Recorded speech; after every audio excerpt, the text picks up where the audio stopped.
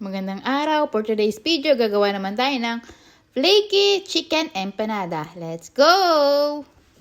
For the fillings, gagamit tayo ng 1 piece of carrots. Then, balatan muna natin yung carrots.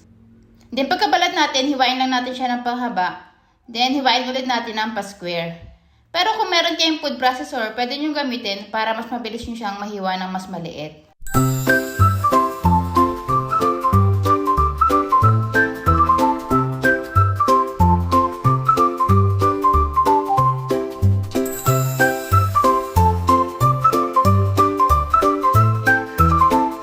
Gagamit din pala tayo ng isang perasong patatas. Paratan muna natin yung patatas bago hiwain. Yung hiwa naman ito katulad lang din ng carrots, pa square-square na maliit.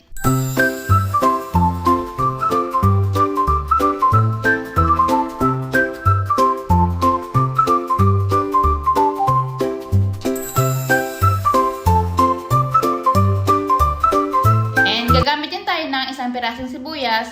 Slice mo lang din siya ng pa-cubes na maliliit.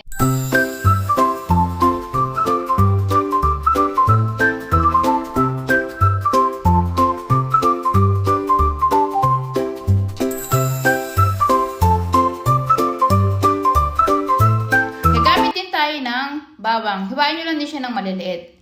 Kami naman pala, ang ginagawa namin sa bawang, nagbabalad namin ng maramihan tapos ginagamitan namin ng food processor para mas maliit yung hiwa. Tapos ini-stack na lang namin sa ref para every time na gamitin, ready na siya. Hindi ka na mahirapang magbalat. E din ayan, magpapainit lang muna tayo ng mantika bago natin ilagay itong sibuyas. Pagkalagay nyo naman ng sibuyas, haluin nyo lang. Tapos pagkalagay nyo, pwede nyo na rin ilagay yung bawang. Then, i-mix nyo lang ulit. Ang ginamit ko palang parte ng chicken dito ay yung pinaka-breast niya. Tinanggal ko lang yung mga buto para pag kinain natin, wala tayong butong makakagat.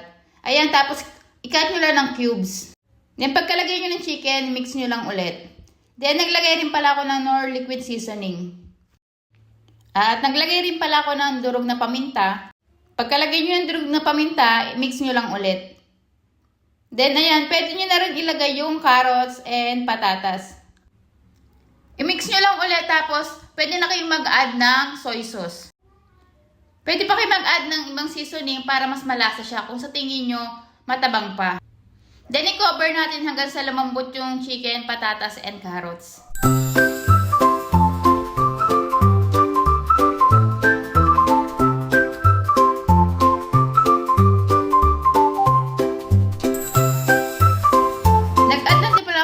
Magic. Tapos yan, pag nakita nyo konti na lang yung sauce niya, pwede nyo nang patayin tapos palimigin nyo lang muna bago natin ilagay sa ating pinaka-dough. For the dough, gagamit tayo ng 2 cups of all-purpose flour, 1 tablespoon sugar, maglalagay lang din tayo ng 1/4 cup of cooking oil, and mag-add din tayo ng 1 cup of water, and then mix lang natin. I-mix nyo lang hanggang sa mag-combine yung dough natin. Hindi naman kailangan mas-smooth mo yung dough bago mo siya tigilan sa pag-mix. Pwede ka na mag-stop sa pag-mix kapag well-combine na yung pinaka-mixture natin. Tapos, i-pour mo lang siya ng bowl. I-rest mo lang yung dough natin ng 30 minutes. Then, after 30 minutes, magiging smooth din yung dough natin. Ayan, i-cover mo lang siya ng cling wrap. Then, ilagay nyo lang siya sa room temperature. Tapos, balikan natin siya after 30 minutes. Then, for the second dough naman, gagamit tayo ng 1 cup of all-purpose flour, half tablespoon of sugar, and half cup of butter. Then, ayan, i-mix lang natin hanggang sa mag-combine sila.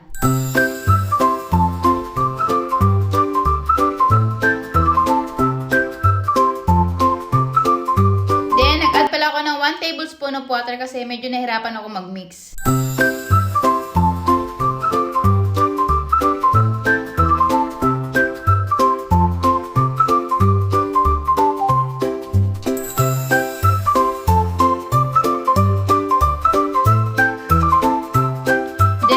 I-pour mo lang din siya ng like a ball, tapos cover din natin ng cling wrap, then i-rest lang din natin siya ng 30 minutes.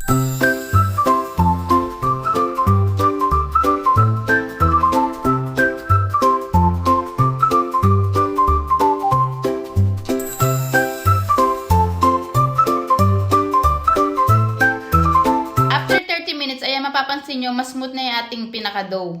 And then, ayan, i-roll nyo lang siya ng pahaba, tapos i-cut nyo lang siya ng 8 pieces.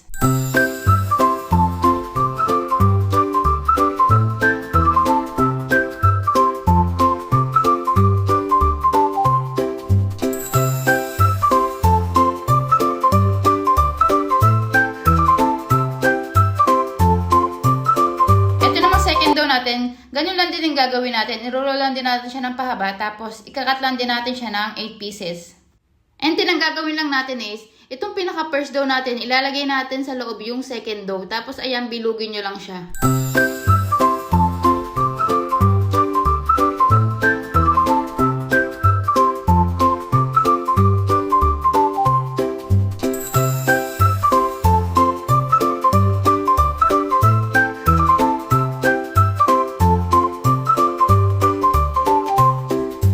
I-flatten muna natin yung pinaka-dough natin. Ito yung combination na ng first dough at saka second dough. Ayan. I-flatten nyo lang siya ng pahaba. And then, ayan, i-flat nyo lang mabuti yung ating pinaka-dough. Then, kapag flat na siya, i-roll naman natin yung pinaka-dough natin. And then, ayan, kapag na-roll nyo na yung pinaka-dough natin, i-turn nyo naman siya ng pasay. Tapos, i-flatten again natin.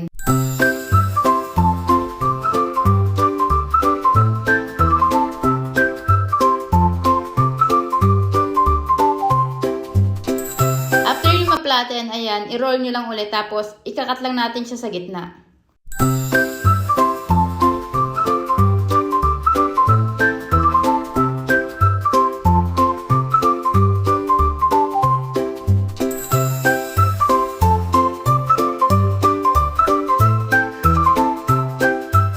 Then ayan, finilatin ko lang pala yung pinaka-dough natin. Tapos, meron ako nabiling panggawa ng empanada sa Shopee. Mas mabilis kapag ganito yung gagamitin nyo.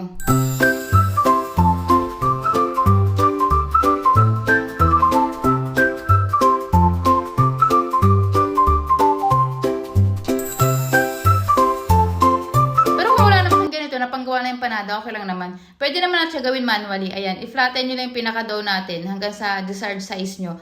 Tapos, pag na-flatten nyo na, ilagay nyo na yung filling sa loob. Sa paglagay pala ng filling, sa side nyo lang lagay para hindi kayo mahirapan kapag pinold nyo na yung pinaka-dough natin. Ayan. Tapos, isilid nyo lang yung gilid gamit yung tinidor.